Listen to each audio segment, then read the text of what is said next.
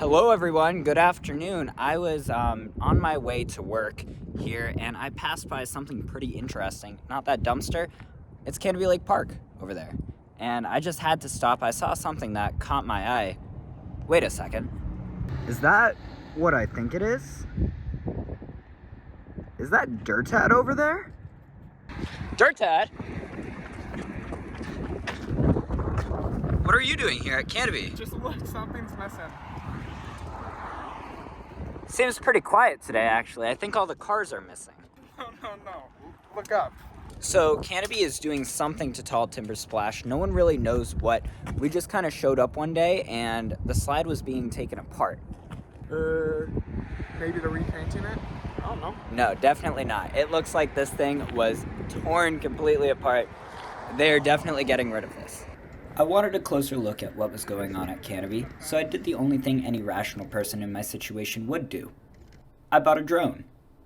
I went over to Best Buy so I wouldn't have to wait for a drone to be shipped to my house. The first drone I checked out was a DJI, which came in at $2,849, which was just a little too much for this. So I found a cheaper one for $159.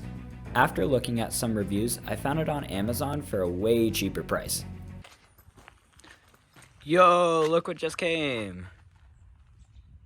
So now that I got the drone, the first step is to open the box, so I'm gonna do it nice and gently.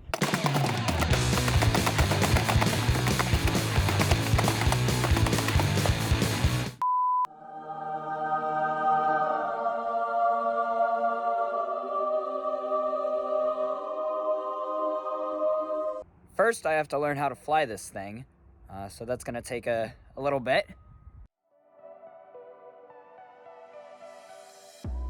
While I started work on this video, my buddy Dirtad took some great photos and then uploaded them to his Facebook account. He got over 200,000 shares on the post.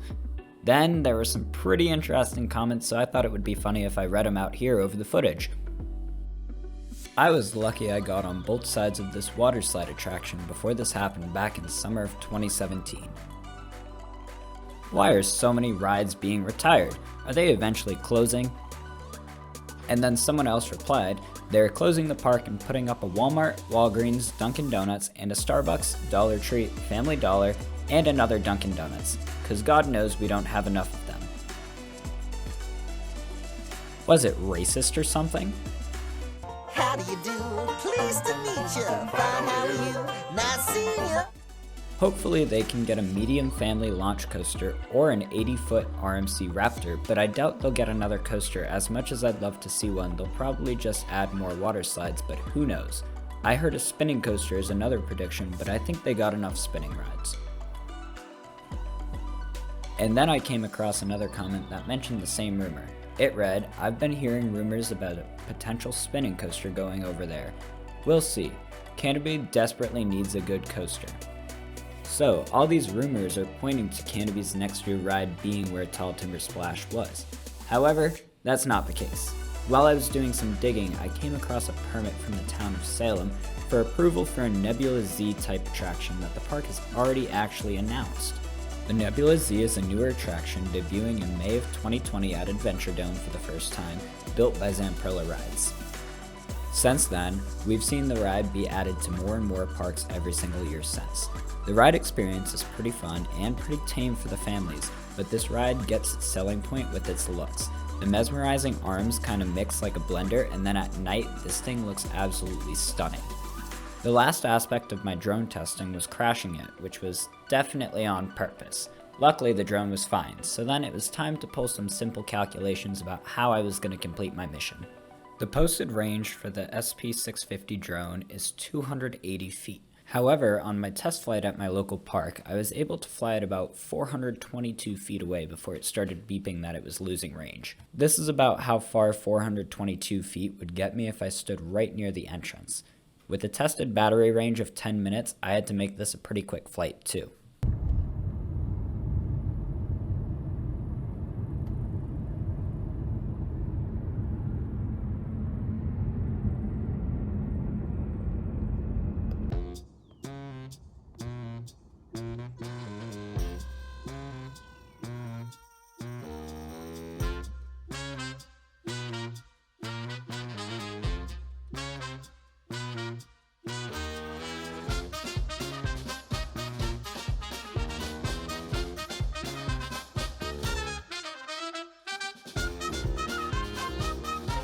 After a little bit of a bumpy flight over the parking lot, the drone was actually able to go much further than the 422 feet posted.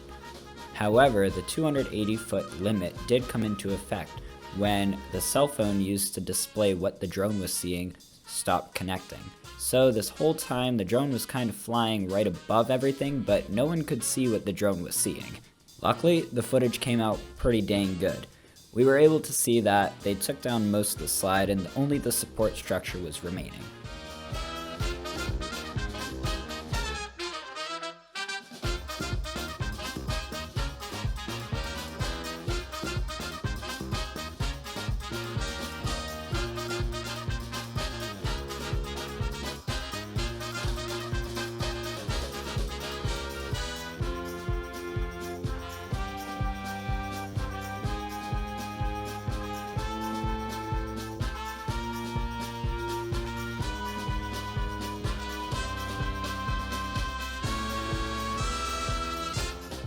With all of this happening, Canobie still has the listing for Tall Timber Splash on their website, which leads us to believe that this was all a last-minute decision, right? Not so fast. Tall Timber Splash, along with dinghy slides in general, have been on the chopping block for years. They were originally built in the mid-90s when amusement parks didn't have attached water parks to attract guests. Now at 28 years old, Tall Timber Splash is a dated ride in the dead-end section of the park. With a theoretical capacity of 300 people per hour, it requires 4 staff members to staff and rarely has a line. I truly believe Canobie has the right idea by removing this attraction to replace it with something newer and better. I just wish the park would let everyone know when they're closing a ride down. Thank you all for watching. If you could like, comment, and subscribe, it really helps out with my... Wait, what? Canobie just acknowledged that Tall Timber Splash is closing? Soon after the original pictures were shared 200,000 times, Canobie took to their favorite social media, Twitter, to begin hyping up the season. They made a grave mistake by asking, what Canobie ride have you been dreaming about riding this off-season? Naturally, someone responded with Tall Timber Splash, and the park finally announced its demise, stating, well, good thing you can still ride it in your dreams. I was looking at other replies and someone said Mine of Lost Souls, and that same individual that responded to the original tweet said that's gonna be a dream soon too. But the question was, who was this person, and why would they think that? With no history on Twitter and not even following Canobie Lake Park, I had some questions. I responded by asking how they knew this, and never got an answer. However, the park responded, there are currently no plans on removing the Mine of Lost Souls. And luckily, I feel safe to say the mine is not going anywhere, because Canobie's never hidden anything from us, right?